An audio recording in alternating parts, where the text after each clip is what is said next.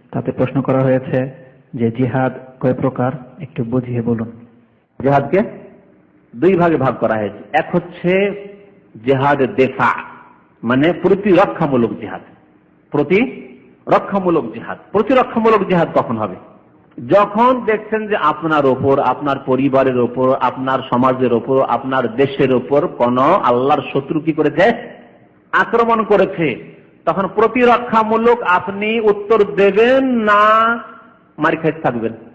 হ্যাঁ, না বলবেন যে এই গালে মেরেছো তো এই গালটা বাকি আছে, মারো। এই পকেটের টাকাটি তো নিয়ে এনেছো তো এই পকেটে আরো কিছু টাকা আছে, নিয়ে যাও, মানি ব্যাগ এখানে আছে, নিয়ে যাও। বলবেন আমার পকেটে যে টাকা পয়সা আছে তা তো নিয়ে গেছো, কিন্তু আমার যে বাড়িতে আরো টাকা পয়সা ধন দৌলত আছে সেটি নিয়ে যাও। বলবেন না জিহাদ করবেন? এই জিহাদের ক্ষেত্রে রাষ্ট্রনেতার অনুমতির প্রয়োজন নেই। প্রতিরক্ষামূলক জিহাদের ক্ষেত্রে আপনার ওপর, আপনার পরিবারের উপর, আপনার বাড়ির উপর আক্রমণ হয়েছে, আর লুটপাট করছে, খুন করছে, জুলম অত্যাচার করছে, সুতরাং আপনার উপর এখন ফরজে আইন কি প্রতিরক্ষামূলক জিহাদ করতে হবে। এই ক্ষেত্রে আপনার উপর আর কেউ মালিক নেই যে তার পারমিশন নিতে হবে, প্রত্যেককে সেই ক্ষেত্রে তখন প্রতিরক্ষামূলক জিহাদ করতে হবে। নারী, পুরুষ, শিশু যে যা পারবে, যে যা দিয়ে পারবে যথাসাধ্য। এ হচ্ছে জিহাদে দেফা। এক শ্রেণীর দুর্বল ইমানের আর কাফেরদের হুঙ্কারে ভয়ে ভীত মুসলিম এবং মুসলিম চিন্তাবিদ, তারা নিজেদেরকে চিন্তাবিদ বলে থাকে, কিন্তু তারা কাফেরদের হুঙ্কারে এত ভয়ে ভীত যে তারা জিহাদকে শুধু প্রতিরক্ষায় সীমিত করেছে। তারা বলছে ইসলামে যে জিহাদ আছে না, ওটা হচ্ছে প্রতিরক্ষামূলক। আর যদি ইসলাম প্রতিষ্ঠার জন্য জিহাদ করতে হয় তো গণতান্ত্রিক পদ্ধতিতে তারাও যাচ্ছে এগিয়ে, আমরাও এগিয়ে যাব। তারা যদি এত সংখ্যা গরিষ্ঠ হয়ে যেতে পারে তো আমরা কেন হতে পারবো না? সুতরাং আমরা ইলেকশনের মাধ্যমে গিয়ে আমরা জিহাদ করব। এরা এমন ইসলামিক চিন্তাবিদ যাদের ইসলাম ক্ষণিকে ক্ষণিকে পাল্টায়। হ্যাঁ, ইসলামের ব্যাখ্যা পাল্টায়, ইসলামের তফসির পাল্টায়, কোরআন হাদিসের তফসির পাল্টায়, পরিবর্তন হতে থাকে তাদের। সাবধান এদের থেকে। বুঝতে পারছেন না? পারছেন না? বোঝার চেষ্টা করবেন। ইসলামে প্রতিরক্ষামূলক জিহাদ হচ্ছে সর্বপ্রথম জিহাদ, প্রতিরক্ষামূলক। যখন মুসলিমরা এতটুকুই পারছে প্রতিরক্ষা, শুধু প্রতিরক্ষায় করতে পারছে, তখন এর বেশি পারছে না। আর যখন এর অতিরিক্ত পারবে তখন দ্বিতীয় জেহাদের প্রকরণের নাম হচ্ছে জেহাদের তালাব। খোঁজ করতে হবে যে কোথায় জেহাদের সুযোগ আছে। আক্রমণ করার জন্য আমার ওপর, আপনার ওপর আসেনি, আপনার বাড়ির ওপর আসেনি, আপনার দেশের ওপর আসেনি, কিন্তু খোঁজ করতে হবে যে কোথায় আল্লাহর শত্রুরা রয়েছে। যারা ইমান নিয়ে আসছে না, যাদের কাছে ইসলামের দাওয়াত দিলে কবুল করছে না, বরং কেউ যদি সেখানকার কবুল করতে চায় তাদের উপর জুলম অত্যাচার করছে, তাহলে এই ক্ষেত্রে কি করতে হবে? জিহাদের তালাব। মনে রাখবেন, একটা হচ্ছে জিহাদের দেফা, প্রতিরক্ষামূলক হয়ে গেল প্রথমটি, আর দ্বিতীয় হচ্ছে যে সন্ধান, খোঁজ করতে হবে যে কোথায় আল্লাহর শত্রু আছে। তাদেরকে ইসলামের দাওয়াত দিয়ে যদি অস্বীকার করে দেয় এবং ইসলাম প্রচার প্রসারে ইসলামের রাস্তায় যদি কাঁটা ফেলতে থাকে আর বলে যে না আগে বাড়তে দেব না, তাহলে তাদের বিরুদ্ধে হচ্ছে সন্ধানমূলক জিহাদ। সন্ধান করতে, খোঁজ করতে হবে তাদের। এটি কখন? এটি হচ্ছে ইনদা কুওয়াতিল মুসলিমিন, যখন মুসলমানদের শক্তি থাকবে, ক্ষমতা আছে যে আমি আল্লাহর শত্রুদের খোঁজ খবর নিতে পারবো, এতটুকু ক্ষমতা আছে।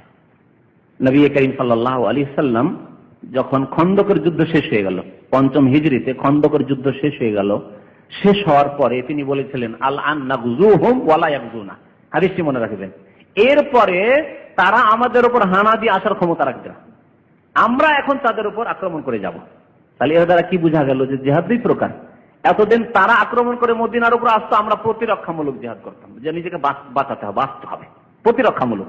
কিন্তু ৫ম হিজরি খন্দকের পরে খয়বরের যুদ্ধে গেলেন, মুতার যুদ্ধে গেলেন, মক্কা বিজয়ের যুদ্ধে গেলেন, তায়েফের যুদ্ধে গেলেন, হুনাইনের যুদ্ধে গেলেন, তাবুকের যুদ্ধে গেলেন। আছে না এইসব যুদ্ধ? এইসব যুদ্ধগুলি কি ছিল? কাফেররা আক্রমণ করে এসেছিল না নবী করিম সাল্লাল্লাহু আলাইহি ওয়াসাল্লাম সাহাবায়ে কেরামদেরকে নিয়ে তাদের খোঁজ নেওয়ার জন্য গিয়েছিল, যে ইসলাম কেন গ্রহণ করছে না, আল্লাহর সত্য দিন আল্লাহর জমিনে কেন তারা প্রতিষ্ঠা করছে না, তাদের খোঁজ নাও। এবং তাদের বংশধর থেকে তাদের এলাকার যদি কোনো মুসলিম হয়ে তার উপর কেন নির্যাতন হচ্ছে, তার রাস্তায় কেন বাধা সৃষ্টি করা হচ্ছে। এটা শক্তি সঞ্চিত হওয়ার পরে, ক্ষমতা থাকলে। বর্তমান যুগ মুসলিমদের অসহায়তার যুগ। মুসলিমের মতো মিসকিন আর ইয়েতিম আর দুর্বল, ইমানেরও ইয়েতিম, ইসলামেরও ইয়েতিম, ইমানেরও ইসলামেরও মিসকিন, আর নামাজেরও মিসকিন, ইয়েতিম, সবকিছুর আমলেরও মিসকিন। সুতরাং এদের কাছে আর শক্তি আছে কোথায়? যখন এদের কাছে আধ্যাত্মিক শক্তি নেই, ইমানি শক্তি নেই, সুতরাং পার্থিব শক্তিও তাদের কাছে নেই। আল্লাহ সবকিছুই ছিনিয়ে নিয়েছেন তাদের। যার ফলে এখন যখন আমাদের ক্ষমতা নেই তখন আমরা প্রতিরক্ষামূলক জিহাদের পজিশনে আছি। আর যখন ক্ষমতা হবে কোনদিন মুসলিম উম্মতের, তখন জিহাদের তলব আবার শুরু হবে। আল্লাহ রাব্বুল আলামিন যখন ঈসা আলাইহিস সালামকে পাঠাবেন, ইমাম মাহদি আল্লাহ রাব্বুল আলামিনের আদেশে আসবেন, তারপরে জিহাদের তলব শুরু হবে। তখন জিহাদের তলব শুরু হবে, আর ইসলাম ছাড়া অন্য কিছু কবুল করা হবে না, যেমন নবী করিম সাল্লাল্লাহু আলাইহি ওয়াসাল্লাম ভবিষ্যৎবাণী করেছেন। আল্লাহ রাব্বুল আলামিন যেন আমাদেরকে আল্লাহর রাস্তায় জিহাদে অংশ নেওয়ার তৌফিক দান করেন। জিহাদ সম্পর্কে এক শ্রেণীর লোকদের বিভ্রান্তি রয়েছে, সেই বিভ্রান্তি থেকে আল্লাহ যেন আমাদেরকে বাঁচিয়ে রাখেন। আর তা হচ্ছে যে জিহাদের নাম দিয়ে মুসলমানকে মারা, জিহাদের নাম দিয়ে মুসলিম নিজের অস্ত্রকে নিজের মুসলিম ভাইয়ের দিকে ছেড়ে দিল, যে অস্ত্র প্রয়োগ হবে কাজ মুসলিমের জন্য। আর এই ভ্রান্ত ধারণা যে মুসলিম আর মুসলিম হয়ে নেই। জি, তো এটা থেকেও সাবধান, যা বাংলাদেশে হলো কিছুদিন আগে, এইরকম বিভ্রান্তি থেকেও সাবধানে, যে মুসলিমদের বিরুদ্ধে অস্ত্র ধারণ করবে। এটি হচ্ছে কাফেরদের বড় চক্রান্ত, যে মুসলিমদের কাছে কিছু যদি শক্তি টুক্তি থাকে আর কেউ যদি জিহাদ করে তো ওদের আপোষে লাগিয়ে দাও, যে ওরা মুসলিমরা মুসলিমকে মারতে থাকে, আর মধ্যখান থেকে আমরা সুযোগ নেই, এই তো দেখছো তো তোমাদেরকে মারছে, তো তোমাদের সরকারকে মারছে, সুতরাং তোমরা বসে আছো কেন এদের বিরুদ্ধে, ধরো। এটা ধরতে লাগিয়ে দিল সরকারকে, পানিশমেন্ট দাও, ফাঁসিতে চড়াও। এদেরকে ফাঁসিতে চড়াবার জন্য কাফেরদেরকে আসার প্রয়োজন হয়নি। কাদেরকে দিয়ে করালো? মুসলিমকে দিয়ে করালো। কারণ তার আগে তারা ভুল করেছে যে মুসলিমদের বিরুদ্ধে অস্ত্র ধারণ করেছে। এই ভুলের কখনো শিকার হবেন না, সাবধান। এটি হচ্ছে খারেজিদের আচরণ। ইয়াকতুলুনা আহলাল ইসলাম ওয়া ইয়াদাউনা আহলাল আওসান। তারা মুসলিমদেরকে হত্যা করবে, খুন করবে, আর মুশরিক পত্তলিকদেরকে ছেড়ে দেবে, তাদেরকে ছেড়ে দেবে। তো জিহাদ সম্পর্কে সঠিক ধারণা থাকতে হবে। আর যে জিহাদ আমরা সবাই করতে পারবো তা হচ্ছে নাফসের জিহাদ। নাফসের জিহাদ মানে মনের বিরুদ্ধে জিহাদ। মন চাইছে যে ঘুমায়, আজকে ফজরে ঘুম পুরা হয়নি, তাহলে কি করতে হবে? মনের বিরুদ্ধে কাজ করে উঠে নামাজ পড়তে যেতে হবে ফজর। মন চাইছে যে সবাই ফিল্ম দেখছে রে, শুনতেই থাকলাম যে ব্লু ফিল্ম। ব্লু মানে কি? ব্লু মানে নীল। আমরা শুধু শুনে আছি যে ব্লু মানে নীল, কিন্তু কেমন যে ফিল্ম হয় তা জানতেই পারলাম না। অনেক নামাজি ভাইরা আছেন, মনে মনে হয়তো অনেক সময় শয়তান তখন ওদেরকে ধরে ফেলে, যে তুই শুনতেই থাকলি শুধু ব্লু ফিল্ম। ব্লুটা সবুজ না হলুদ না নীল না কি রং, তুই জীবনে দেখলি না? আরে ডেলি দেখছে এক শ্রেণীর লোকের, তুই একবার দেখ। মনে এখন শয়তান ঢুকছে, তখন শয়তানকে তাড়িয়ে দিয়ে মনের বিরুদ্ধে জিহাদ করতে হবে।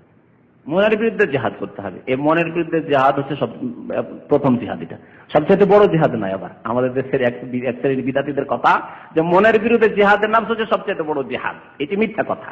তবে এটি হচ্ছে সর্বপ্রথম জিহাদ। যে ব্যক্তি নিজের নফসের বিরুদ্ধে কাজ করতে পারে না, মন চাইছে যে আমি সিগারেট খাই, আমি খাবো না কারণ হারাম।